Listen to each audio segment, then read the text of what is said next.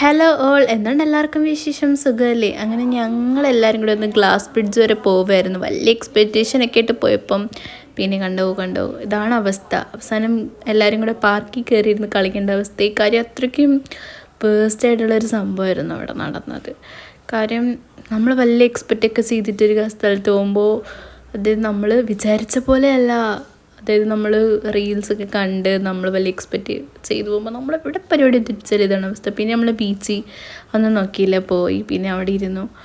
പിന്നെ അതങ്ങനെ ഇപ്പോൾ ഇത് കഴിഞ്ഞ് ഇവൻ ഇതിൽ കയറണമെന്ന് പറഞ്ഞ് ബഹളമായിട്ട് പിന്നെ ഇവൻ ഇതിലെല്ലാം കയറി കളിക്കായിരുന്നു. അപ്പം നമ്മൾ വീഡിയോ ഒക്കെ എടുക്കായിരുന്നു സൈഡിൽ നിന്ന്. പിന്നെ അത് കഴിഞ്ഞ്